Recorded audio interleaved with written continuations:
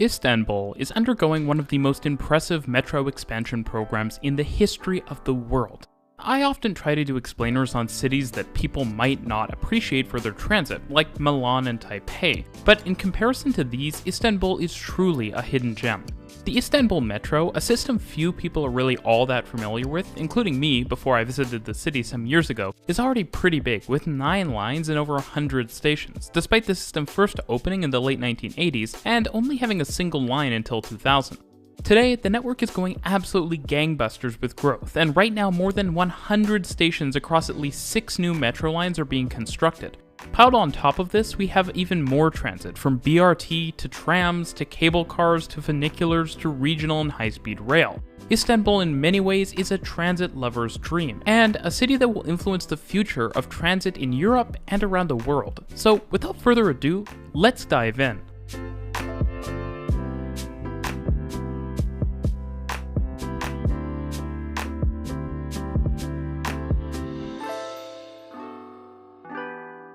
Explainer videos always start with a rough info sesh on the city we're talking about, but Istanbul has so much to talk about that I'm going to have to compress things into a little less time than usual, because the Istanbul Metro, impressive as it is strange and can be a little hard to pin down. I mentioned in my Hong Kong MTR explainer that unusual or difficult geography can drive the success of mass transit, and Istanbul's geography is, well, difficult.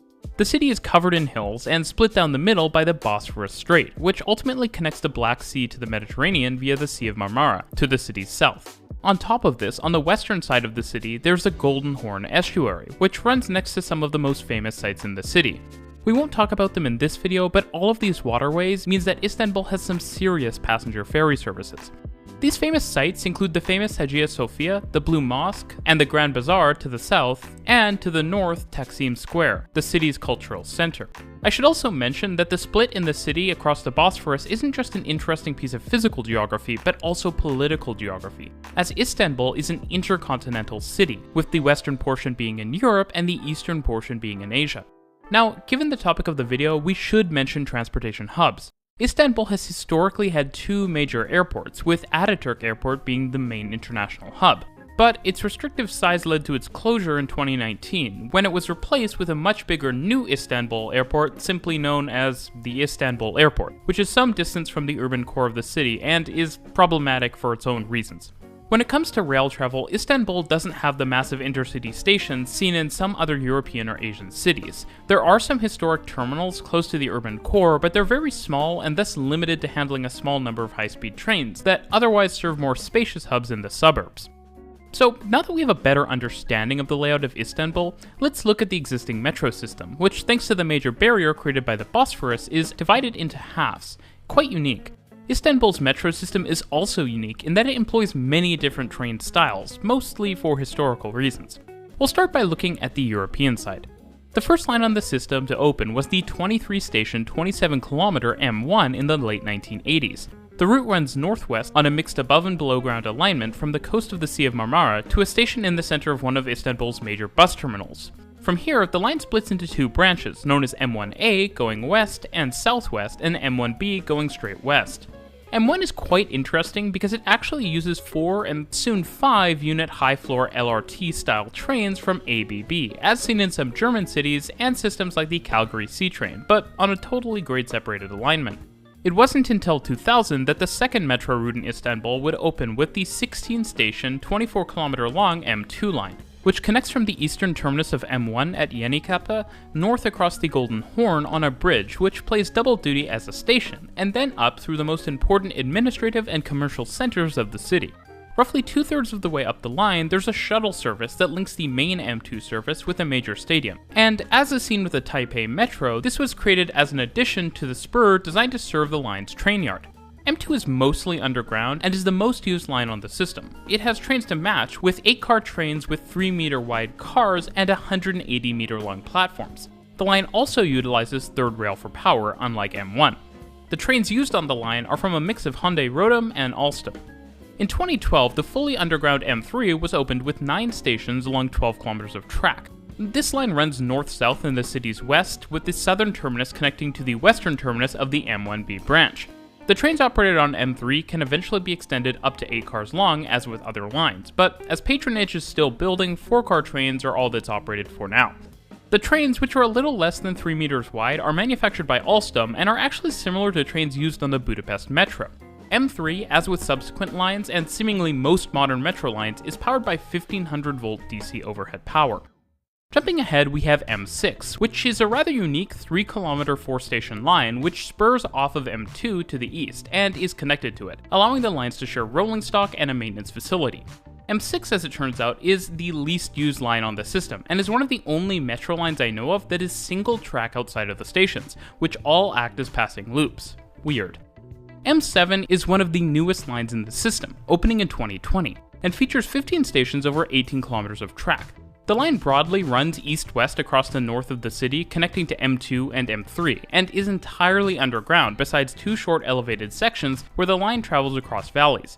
The line is fully automated, and it's the first in Istanbul to feature full-height platform screen doors at every station.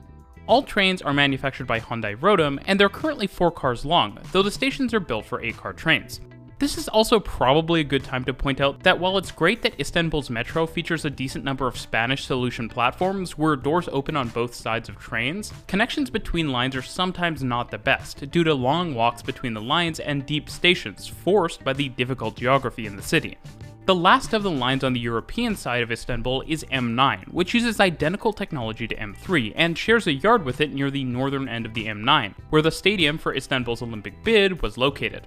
M9 is 5 kilometers long with 5 stations, running north-south west of M3, which originally contained its northern portion as a shuttle service, with a transfer connection to M3 still being available in the middle.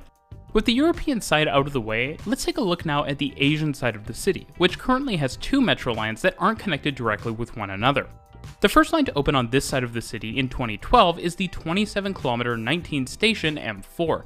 The line is quite long, but runs most of its length from the eastern waterfront of the Bosphorus southeast under a highway, and is entirely underground. As with other lines, M4 can handle 8-car trains. I do have to say one thing I really like about the Istanbul Metro, and it may seem like a small thing, but it isn't, is the nicely designed metro signs which mark the entrances to stations. I wish this was something every system had by default, and I do also have to say it's great that the Istanbul Metro is future-proof with such large trains. The other line on the Asian side of the city is M5, which is 20 kilometers long and has 16 stations, running east from the Bosphorus as with M4. Like with M7, M5 is automated with platform gates, though unlike other lines, M5 uses 6-car trains. The trains on both M4 and M5 were manufactured by Spanish railcar maker CAF. As you've probably noticed, since the construction of M1, besides the 1500 volt DC overhead power supply, specifications, operating mode, and manufacturers of metro trains have varied pretty wildly from line to line. That being said, the city does seem to mostly have converged on quite large 8-car trains that can be split up into 4-car units for periods or lines where demand is lower. Now, moving beyond the metro, we have the Metro Bus, BRT, and yes, I usually wouldn't feature a BRT system in an explainer, but this is a very special system. Not only is the Metro Bus easily one of the most used BRT lines in the world, with almost 1 million riders every day. Yes, 1 million. At 50 kilometers long and with 45 stations, the line is certainly long, but what really makes it substantial is its connections to M1, M2, M4, M5, and M7, as well as the connection across the Bosphorus on a highway bridge, the only such rapid transit connection that existed for a long time. Now, yes, the Metrobus does run in the middle of a highway, and interestingly, it runs on the wrong side, enabling island platforms with standard buses. Fortunately, you won't have to wait long in that environment, with buses running an average of only a few seconds apart during the day, and only a few minutes apart even in the middle of the night. The Metrobus is no longer the only form of rapid transit cross-strait, as the incredible Marmaray Tunnel, which carries the 80-kilometer-long suburban rail service of the same name, opened in 2019, providing the first standard-gauge rail link from Europe to Asia. The Marmaray, which shares the new immersed tube tunnels with a small number of high-speed trains as well as overnight freight, runs every 5 minutes or so for most of the day, and features very impressive 10-car-long, 25-kilovolt AC-powered trains from Hyundai Rotem.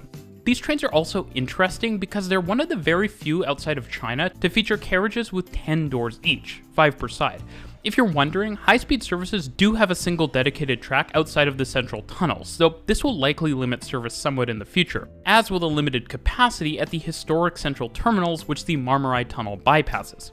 Of course, the most important thing about the Marmaray is that it connects the various metro lines on both sides of the city, including M1 and M2 at the major Yeni Kappa station, as well as to M4, M5, and the Metrobus east of the Bosphorus. I've already mentioned the significant expansion of the Istanbul Metro, and honestly, it's completely astounding. By the mid-2020s, the city should have at least 14 metro lines, and a bunch of new projects are set to open this year. To begin, let's talk about extensions. First, M1B will be extended west to Halkula, a major mainline rail station and the western terminus of the Marmaray. M3 will be extended both north and south, with a new southern extension connecting the line to the Metrobus, M1A, and the Marmaray, with a new terminus on the seaside. M7 will be extended west to M9 and beyond, as well as east to the shore of the Bosphorus. M9 will be extended south from its current terminus to connect to the extended M1B branch, M1A, as well as the Metrobus and the Marmaray, spitting distance from the terminus of M3. The European side of Istanbul is also getting a brand new metro line known as M11.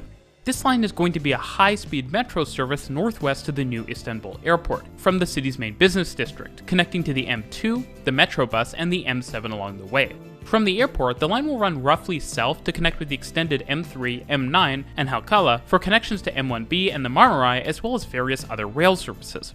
It's also worth noting that the new bridge built over the north end of the Bosphorus, not far from the airport, has provision for high-speed rail, which will enable high-speed rail connections to the airport. On the Asian side of Istanbul, M4 is being extended east with 2 new branches, making it the second line in the network to have them. One of them is going to travel to the northeast to connect to the under-expansion airport on this side of Istanbul, including another to the southeast to a major suburban rail hub that has service from the Marmaray. M5 will also be extended further to the east itself. Now, given the comparatively limited network on the Asian side, a number of new north-south lines are being built. These include M10, which will connect the M4 airport branch to the Marmaray and high-speed trains, as well as the other M4 branch. Further to the west, M8 and M12 will both form rough arc shapes connecting M5, M4, and the Marmaray, and both of these lines will be fully automated. A new line, 14, will also connect the northern terminus of M12 west to M4 and the Metrobus. There are also longer-term discussions about a line called the Hisrai, which would be a very high-speed metro line akin to Delhi's RRTS or the Seoul GTX, and would connect major stations on both sides of Istanbul with another crossing of the Bosphorus. What's crazy is the pace of construction. M8 and M11 should open this year, alongside a bunch of other extensions. This is possible because of the incredibly low prices with which projects in Istanbul have been built, even adjusting for differences in currency and labor cost. It's even more impressive as delays have been common, given Istanbul is in a seismic zone, has difficult geography and soil conditions, and given its historical importance, there are frequently major archaeological finds along routes. Now, I was tempted to just cover the metro in this video, but Istanbul has so many different transit modes that it would feel bad not to at least talk a bit about them. And as it turns out, local travel in Istanbul can also be done on rail, as the city has a number of tram lines. The lines are generally broken into 2 categories. T2 and T3 are heritage routes using quaint refurbished vehicles, while T1, T4, and T5 are modern tramways, akin to what you would see in any other modern world city, such as Paris. The history of this network is actually quite interesting, but since it's long, I'll give it to you rapid fire. Originally, when T1 opened in the 90s, it used high-floor trains not unlike the M1 metro line, and T1 itself, which has 31 stops over 19 kilometers of route, was actually created as the result of a combination of the previous T1 and T2 routes. Both lines were eventually combined and converted to low-floor use by 2-unit trains. T1 connects M1 and M2 and runs next to some of Istanbul's most major sites, being the best way to access them on public transportation. T1 is also actually still busier than a number of metro lines, which just goes to show you how successful it's been. T4, which first opened in 2007 and has 22 stops over 15 kilometers of track, still uses high-floor light rail vehicles, as with the original version of T1 and the current version of M1, albeit in multi-car sets. Its alignment is decidedly not really tram-like, bearing resemblance to the Calgary C train, but with a substantial underground section. Unlike M1, T4 does have grade crossings. The line has connections to M1, the Metrobus, and M7, and the newest trains running on the line were actually designed and built in-house by Istanbul Metro, which is nuts. T5 is a modern wireless tramline that uses Alstom's APS and runs along the waters of the Golden Horn. The line has 14 stops over 10 kilometers of track with a connection to M7 at its north. T5 is also being extended to the south to take the line to T1 before it crosses the Golden Horn. And speaking of trams near the Golden Horn, just east of the extended T5 will be the western terminus of a new T6 line, which should open in the next year and which connects between a number of Marmarais stations, including Yeni Kappa, where connections can be made to the M1 and M2 along the waterfront. Now, remember how I said the Marmaray will bypass some of the historic termini in the core of Istanbul? Well, some of those tracks used to access the historic termini on the European side will actually be handed over to the T6. Now, while I don't have a ton of time to get into each line, Istanbul has also completely embraced cable transport, both in the historical and modern sense, and has 4 different funiculars and 2 cable cars: F1, F2, F3, and F4, which should open this year. This line is the Tunnel, and it's very special as it first opened in 1875, making it among the oldest urban underground lines in the world, and undoubtedly the most historic piece of transportation infrastructure in the city. Istanbul, as it turns out, also has telepherique or passenger gondola lines, including one which connects 2 halves of a university split by a valley, and another which connects a stop of the T5 near the Golden Horn up along a hillside. Clearly, cable-based modes are well adapted to Istanbul, given that difficult geography I keep mentioning. And so with that, we have the public transportation system of Istanbul. It's big, and it's getting bigger, but I think what it probably has the most to teach the rest of the world is that geography, time, and funding do not have to be a barrier to a cohesive, high-quality transportation system. Thanks for watching.